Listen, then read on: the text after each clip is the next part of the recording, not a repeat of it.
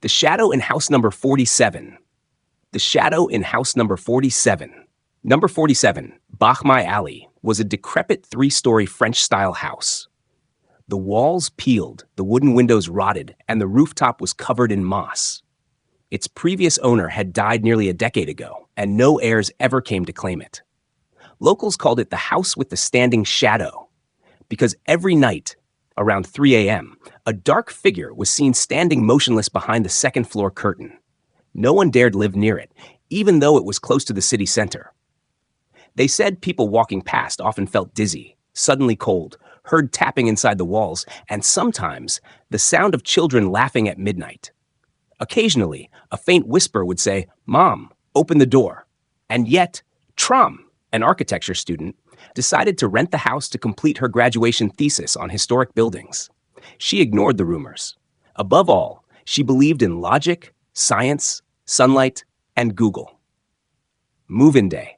Trom brought along her black cat, Mook, her loyal companion of 3 years. But as soon as they stepped inside, Mook bristled, hissed violently, and bolted up to the third floor. "What the hell, Mook?" she called, but the cat disappeared. The house was strangely cold, even though it was 35 degrees Celsius outside. The ceiling was stained, and the old wooden stairs creaked with every step. But Trom felt fascinated. "Perfect material for the project," she whispered. That first night, she lay surrounded by sketches under a flickering yellow desk lamp. Around 3 a.m., half asleep, she heard footsteps. Slow, soft, circling the room. She jolted upright. No one. The door was slightly ajar. Outside in the hallway, a shadow had just drifted past. She lunged out and turned on the lights. Nothing. At the base of the stairs sat Mook, fur bristled, eyes locked on the second floor, growling in short bursts. Day 3. Trom began to hear knocking in the walls. 3 taps, then a pause. Repeating. She set a voice recorder near the wall. On playback, most of the audio was static. But in the middle, "So cold. Where's Mommy?" She switched it off in a panic. That evening, she placed an infrared camera on the second floor, where the shadow had often been seen. The next morning, she reviewed the footage. 1:58, nothing. 2:42, a faint blur crossed the lens. 3:01, the curtain twitched and a figure appeared, no visible face, standing still. 3:13, the figure turned slowly toward the camera. 3 static. The camera died. Day 5. Trom dreamt. She was in the house, late at night, rain leaking through the roof. Upstairs, a woman with long black hair, in a white nightgown, rocked a baby and sang a lullaby, her voice trembling. Trom climbed the stairs, but the woman suddenly turned. No eyes, no nose, just a burned black... She screamed, "Why did you leave me?" Trom jolted awake, drenched in cold sweat. Mook was missing. She searched and found the cat curled in the third-floor sink, eyes wide, unmoving. Night 7. The dream returned, but this time, Trom was the one cradling the baby. The child wailed endlessly. When she lifted it, its face was pitch black, blood oozing from its nose. On the wall, words appeared in blood. The little girl died because she was left behind. She screamed awake, and on the actual wall, faint handprints of a child. Day 8. Trom went to the district library to research the house's history. The elderly librarian frowned at the address and whispered, "Number 47 used to be a maternity home during the French era. The second floor was the nursery. After the war, there was a fire. A woman went mad, locked herself inside, and died with her baby." "Do you know her name?" "Her name was Hung. She died with her daughter. But oddly, no bodies were ever found." That night, Trom decided to leave. She packed hurriedly and called a cab, but as she headed down the stairs, the lights flickered out. Mook screamed from upstairs. Tiny footsteps echoed from the second floor. She turned. A little girl stood at the top of the stairs. Long black hair, white dress, holding a doll, black eyes. She looked up and said, "Sister, stay and play with me." Behind her appeared the woman, burned, jaw torn to the side. She charged forward. Trom screamed, dropped her bag, grabbed Mook and ran. The front door wouldn't open. Each time she twisted the knob, it turned back. No phone signal. Her flashlight flickered. On the living room mirror, words in dried blood scrawled themselves. "The second girl must stay." Next morning, neighbors found the door ajar. The house was empty. No suitcase, no cat, no sign of Trom. Only the camera remained on the table, quietly recording the staircase. Police reviewed the final clip. At 3:13 a.m., a soft lullaby began. Trom appeared, cradling a little girl, gently swaying. She looked into the camera and smiled. She's not alone anymore. I'll stay. Since then, locals say they see two shadows at the second-floor window, one tall, one small. Every night at 3 a.m., the curtain sways, as if someone is rocking a cradle behind it. House number 47 has never been empty again. The bell from the Pagoda village. In a remote district called Ninfu lies a small settlement known as Pagoda Hamlet, named after an old temple that stood alone in the middle of a desolate field. That temple had been abandoned for over 30 years, ever since lightning struck and shattered its great bell. Locals claimed that on full moon nights, if you walked past the gate, you could hear the sound of a bell tolling from underground, its tone long and hoarse, like a voice summoning the dead. Only a few elderly residents remained in Pagoda Hamlet. They lived quietly, huddled together, avoiding the ruined temple at all costs. Children were strictly warned. If you hear the bell, don't answer. One summer afternoon, Kine returned to the village after nearly 20 years away. Orphaned at a young age, he had been raised by his grandmother, who sent him to the city for school. After she passed away, he decided to quit his job and move back into the old ancestral house near the temple's entrance. The neighbors gossiped. He doesn't remember what the old woman said? That house faces the temple gate. He won't last long. Khan ignored them. He didn't believe in ghosts. No one in the city did. If ghosts were real, he thought, this world would be far less crowded. The house was thick with dust and spiderwebs. While cleaning, Kine found an old notebook wrapped in silk labeled "Bell Schedule, Do Not Open at Sacred Hours." Inside were meticulously recorded dates and times, with frantic notes scrawled in the margins. 7th full moon, do not leave the house after midnight, the bell will call. If you hear your name, cover your ears. Don't look at the door. Someone once answered, still wanders the field, no mouth. Can chuckled and placed the notebook on the altar. That night, under the red glow of the 7th full moon, Khan stayed up watching movies. Around 1 a.m., he heard a distant bell tolling. He paused the film and listened. The sound grew louder. It was irregular, as if struck by a weak hand, but each toll pierced straight into his skull. He opened the window. Across the road, the temple gate stood open. Inside stood a figure in brown robes, back turned. Who's there? Kane called. The figure turned. Its face had no eyes, only deep hollow sockets. Its mouth moved without sound, yet in Kane's mind he heard, "Ken, you've come home?" He slammed the window shut. The next morning, Kane went to the market. The vegetable seller, Mrs. Bitch, an old friend of his grandmother, asked quietly, "You didn't go out last night, did you?" Kane told her about the bell. She paled. That bell should never be heard. Long ago, the temple was struck by lightning. The abbot burned to death. His body was never found. Since then, every full moon, the bell tolls for those who carry guilt. "I haven't done anything wrong," Khan said, irritated. She looked at him, voice low. "Your mother's death wasn't just bad luck." He froze. "Your grandmother once told me your mother sneaked into the temple one night. She rang a small ceremonial bell for fun. That same night, she came down with a fever. She mumbled bell sounds in her sleep, until she died." That evening, Kine dreamt he was walking barefoot through the temple. The courtyard was filled with ash. On the broken bell tower sat a figure swinging its legs, holding a cracked brass bell. "The one who plays the bell isn't at fault," it said. "It's the one who listens." He woke up drenched in sweat. The bell rang again. This time, a voice came with it. "Khan, my child, open the door." It was his grandmother's voice. He almost obeyed, but remembered the notebook's warnings. He covered his ears and forced himself back to sleep. In the morning, tiny wet footprints, child-sized, lined his doorstep. That afternoon, Kine saw the neighbor's son, T, kicking a ball toward the temple. "What are you doing?" Kine called. "I heard someone say my name," T said, grinning. "Sounded like Grandma." That night, T disappeared. Villagers searched. At the temple gate, they found a single sandal, blood-stained, just inside the threshold. The gate was locked from the inside. Terrified, Ken tried to leave the village, but his motorbike wouldn't start. The road was flooded. No taxis could reach him. He decided to wait for a passing truck in the morning. That night, He covered all mirrors with white cloth. He sat in the brightly lit living room, incense burning, whispering prayers. Then the power went out. Total darkness. From the kitchen came a knocking. Can grabbed a flashlight, trembling, and crept in. On the table sat a cracked bell, just like in his dream, streaked with blood. Beneath the table, a bare foot stuck out of the shadows, toes muddy. At 1:13 a.m., moonlight cast a sharp beam onto his front door. The bell tolled again, not once but 13 times in rapid succession.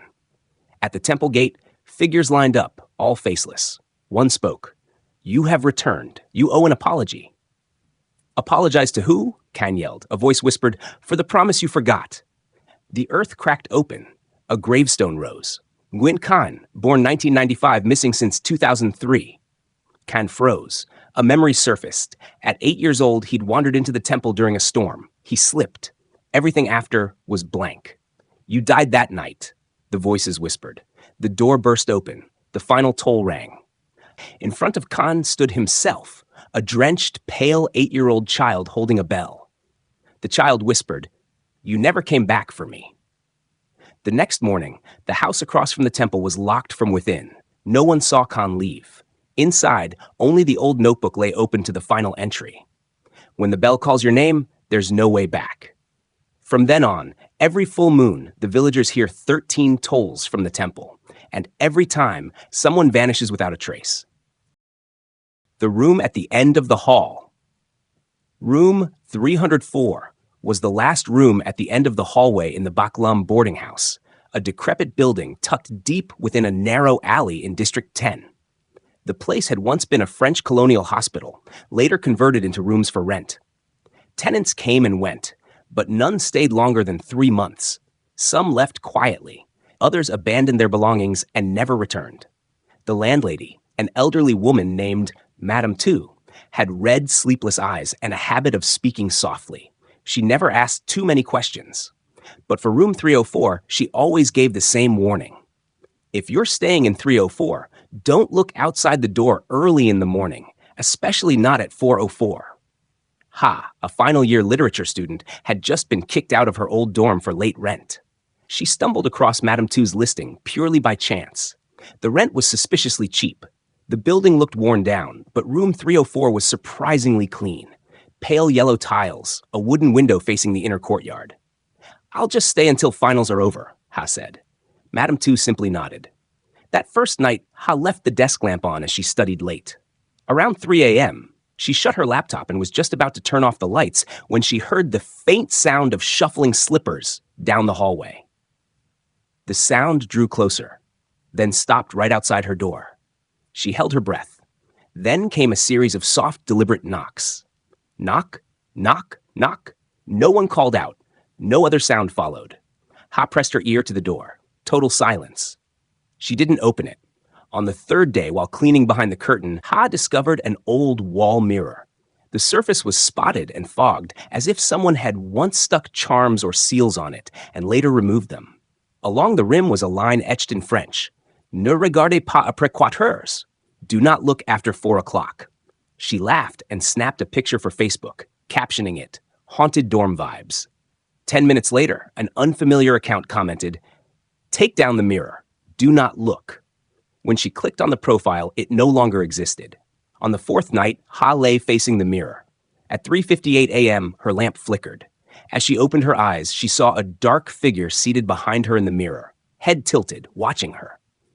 She sat up in terror. The room was empty. She turned back to the mirror. Nothing. But a message had formed in the condensation on the glass. "Can you see me?" On the 6th night, Ha stayed up all night cramming for her exam. At exactly 4:03 a.m., she got up to fetch water.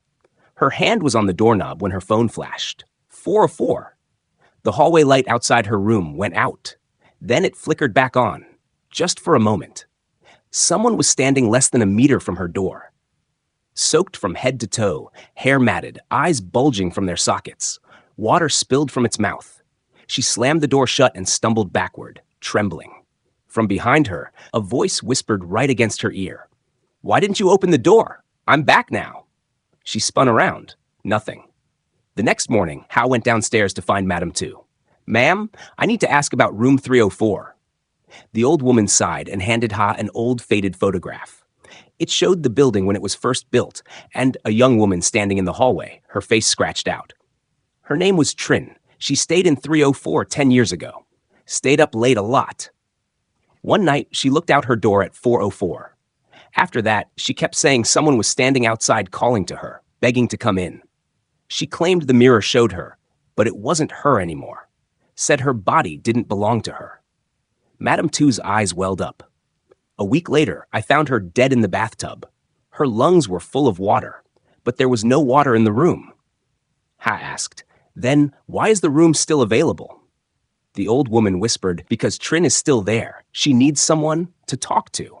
That night, Ha tried to take the mirror down, but when she touched it, the glass was freezing cold.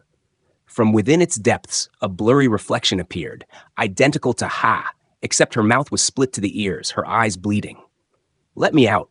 I only want to borrow you for a little while." Ha collapsed, convulsing. The lights went out. The next morning, neighbors told Madame Tu that room 304 had gone silent. The door was locked from the inside. When they forced it open, the room was empty. The mirror lay shattered in 2 pieces. Ha was gone. The police were called. In her laptop, the last file opened was an audio recording. In it, Ha's voice repeated again and again, "I saw myself, but it wasn't me anymore." 2 months later, room 304 was cleaned and listed again. A new student moved in. There was no mirror this time, but on his first night at 4:04 a.m., he heard water dripping and a voice whispering from beneath the bed, "Can we switch places? I want to go outside for a bit." The lantern tree on White Cloud Mountain. Every winter, when mist cloaks the mountain peak, the people of Lung Lung village forbid their children from going out after dusk. They speak in hushed tones about the lantern tree, a crimson-red tree standing alone atop White Cloud Mountain, said to glow faintly like smoldering coal when the fog is thick. Legend has it that those who follow its light will become lost in the spirit forest, a place with no way out. The elders call it the path for those who seek the dead. In November, with fog thick like mourning shrouds, a young man named Lu arrived in Lung Lung.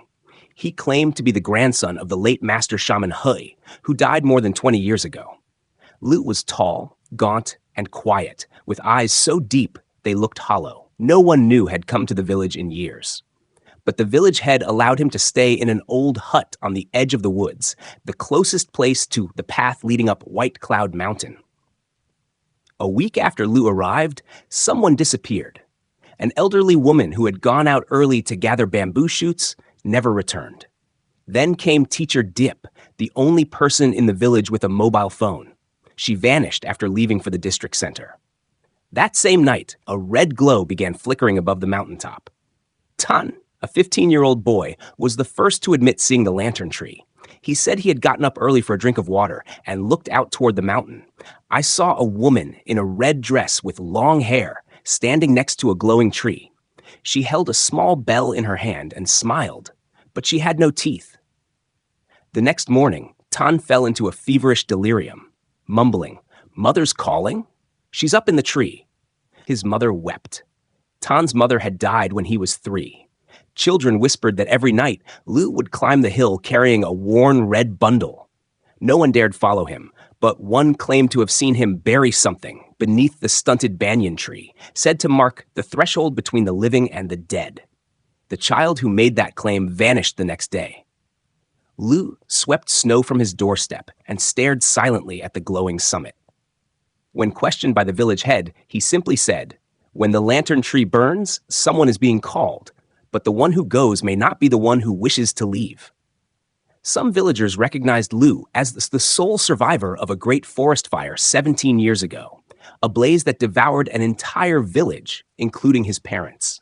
He was found at the foot of a red maple tree, covered in soot, clutching an extinguished lantern. From then on, Lu was raised by Shaman Hui, who spoke little and taught him many things, except about White Cloud Mountain. The last time anyone saw Hui was on a misty night. He was climbing the mountain, carrying a single lantern. He was never seen again. One night, the village was stirred from sleep by the sound of a bell echoing through the fog. No figures were visible, but the ringing came steadily, circling the village. Come home. Come home. The next morning, a Pau and his wife, both elderly, were gone. Their door stood open. No signs of struggle, just a faint red trail in the snow, leading toward the mountain. Lou wrapped his red bundle and set off up the path. A brave child trailed him from a distance. The child said he saw Lou open the bundle. Inside was an old lantern, its paper sides inked with ancient script, tassels frayed by time. Lou lit it. A blue flame burst forth. From the mountain peak, the lantern tree responded, glowing bright red. The child said he saw Lou stand motionless under the glow. A woman in a tattered wedding dress emerged from the burning tree. She looked at Lou and cried, but her tears flowed upward into the blackened scar on his forehead. You no longer belong here, Lou whispered, but I'll bring them back. The woman vanished into the light. That night, the lantern tree no longer shone. Lou returned and delivered a handwritten note to every household. When the bell rings again, do not look. Do not open the door. The dead are passing through the living. By dawn, Lou was gone. All that remained was the old lantern, hanging from the stunted banyan tree, dark and cold. A few days later, after the snow melted, searchers found the bodies of Teacher Diep, the old woman, and the Pau couple, lying peacefully in a cave, untouched, uninjured. Someone whispered, he brought them home. Since then, the tree atop White Cloud Mountain has never glowed again. But the villagers still warn one another. If someday you see someone carrying a lantern toward the summit, do not follow the light, for it is not meant for the living.